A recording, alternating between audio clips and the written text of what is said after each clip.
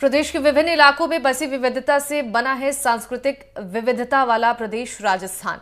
पधारो हमारे देश का बुलावा देता है। ये राज्य प्राचीन सभ्यता का हिस्सा रह चुका है और इसी राज्य में स्थित है इतिहास का बेहद गौरवशाली इलाका मेवाड़। संस्कृति की इस विविधता में आज हम आपको बताएंगे चित्तौड़गढ़ की कहानी सुनाने की एक अनूठी कला के बारे में।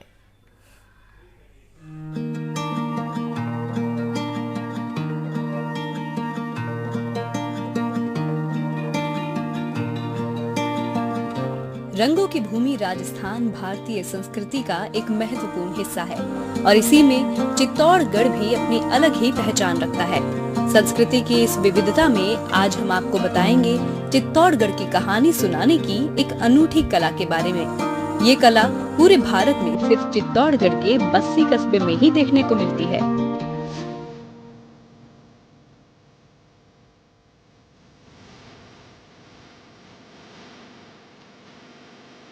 चित्तौड़गढ़ को पुराने समय में मेवाड़ की राजधानी भी कहा जाता था।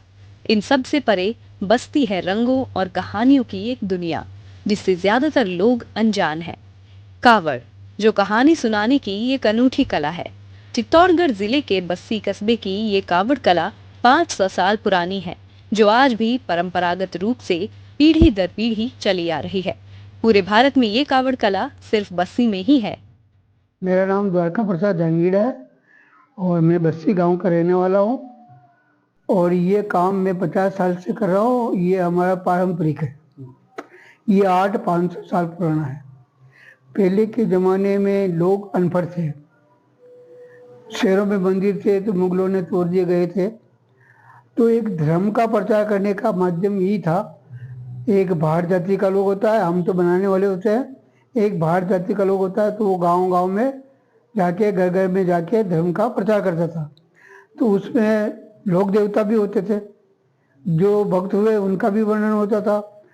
जो राजा अच्छा काम किया, जैसे राजा हरिश्चंद्र मौर्य राजा, तो उनका भी वर्णन होता था। जो दान देते थे उनका भी वर्णन होता था और जजमानों के भी नाम होते थे। जैसे मैं आपको 500 रुपये दूंगा, मैं घोड़े पे बैठ के आना चाहता हूँ, मैं हाथी पे बैठ के आना चाहता हूँ, मैं हवाई जहाज में बैठ के आना चाहता हूँ, तो उसका चित्र भी बना देते थे।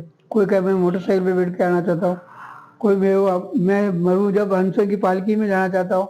तो जैसे जैसे वो उनका जो जो भक्त होता है उनका भी वर्णन होता था। तो ये एक धर्म का प्रचार करने का माध्यम था। बस्सी गांव के 70 वर्षीय द्वारका प्रसाद आज भी 500 साल पुरानी अपनी पीढ़ी दर पीढ़ी चली आ रही कावड़ कला को जिंदा रखे हुए हैं। कावड़ शब्द किवाड़ से बना है, जिसका हिंदी भाषा में अनुवाद दरवाजा है, यानी दरवाजे की तरह खिलने वाला कावड़। कावड़ को तैयार करने के लिए अडूसा लकड़ी का प्रयोग किया जाता है, जो हल्की होने के साथ साथ जल्दी खराब भी नहीं होती। कावड़ बनाने के लिए पहले सही साइज में अलग अलग हिस्सों को जोड़ा जाता है और कावड़ तैयार किया जाता है। फिर इस पर कहानी की स्क्रिप्ट को चित्रण के माध्यम से उकेरा जाता है। द्वारपाल ये पूजा करने के लिए लेडीज जैन जाते हुए विष्णु भगवान से स्नान पे शयन करते हुए यहाँ से बंद हो गया। राजा दशरथ है, उनकी रानी है। विश्वामित्र जी यज्ञ करने के लिए राम लक्ष्मण को लेकर गए, उनका यज्ञ सफल किया, राक्षसों को उन्होंने मारा। हनुमान जी ने सीता का खोज किया अशोक वाटिका में, लंका में। सीत रामेश्वर की स्थापना राम ने किया। राम रावण लड़े युद्ध, राम को राज्य। इधर कृष्ण का जन्म जेल में हुआ। वासुदेव जी पालना लेके नंदगांव जा रहे हैं, यमुना नदी बहती हुई, अकेबड़ में अपना अंगूठा चुकते हुए कृष्ण गोपियों के वश लेके कदम के पेड़ पे चढ़ गए। ये पूजा करने के लिए लेडीज जैन जाते हुए, बीच में राम लक्ष्मण सीता। कावड़ पर सिर्फ धार्मिक कथाओं का वर्णन नहीं किया जाता, बल्कि कई संदेश और कहानियां भी बनाए जाते हैं। द्वारका प्रसाद बताते हैं कि वो इस कावड़ कला को जीवित रखने के लिए ट्रेनिंग भी देते हैं। एक कावड़ 1000 से शुरू होकर हजारों रुपयों तक साइज के अनुसार बिकती है। इस कला को लेकर द्वारका प्रसाद को कई पुरस्कार भी मिले हैं। एक साल बारिश नहीं होने से सारे पेड़ पौधे सूख गए, तालाब सूख गया। उस जंगल में हाथी रहते थे। हाथी के लिए पानी पीने के लिए, जल कीड़ा करने के लिए और पत्ते खाने के लिए हरे भरे पेड़ भी चाहिए, पौधे भी चाहिए और पानी भी चाहिए। ना पानी रहा ना पेड़ पौधे रहे तो सारे हाथी बूढ़े हाथी से कहते हैं बिना पानी हमारा जीवन अधूरा है, हम क्या खाएंगे क्या पिएंगे। तो बूढ़े हाथी ने कहा चिंता करने की कोई जरूरत नहीं, मैं एक तालाब जानता हूँ यहाँ से दूर है, मैं तुम्हारे को वहाँ लेके चलूंगा, पानी भी भरा हुआ, हरे भरे पेड़ भी है। तो सारे हाथी उसके पीछे पीछे जाते हैं, बड़े सारे तालाब में लेके चले रहता, वहाँ आराम से नहाते धोते मस्ती करते। तो एक खरगोश का दल भी रहता था। हाथी आ गए हैं, पानी को गंदा कर रहे हैं, हरी हरी घास को ये पाँव से रह रहे हैं, इनको भगाना है। अगर नहीं भगाएंगे तो मिट्टी वाला घास खाना पड़ेगा, गंदा पानी पीना पड़ेगा, बीमार हो जाएंगे। खरगोश ने मिलकर एक मीटिंग किया। गांव में लड़कियों को पढ़ाते नहीं है, घर के काम में लगाते थे, गाय बकरी चराने के लिए, खेत का काम करने के लिए, घर का काम करने के लिए। ये मीना नाम की लड़की है, उसकी मम्मी के साथ में गाय बकरी चराने के लिए आती है। ये उसका विलेज।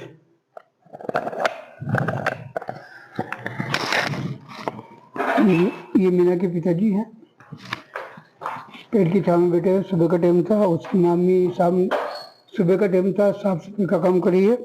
मैडम आके कहती है उसके पिताजी को, आप मीना को पढ़ने के लिए भेजो। तो उसके पिताजी कहते हैं लड़की को पढ़ा के क्या करना है, ये पढ़ाई घर जाएगी, इसको चूल्हा चौका देखना है, हमारे घर का काम कौन करेगा, और लड़की पे पैसा क्यों खर्च करे।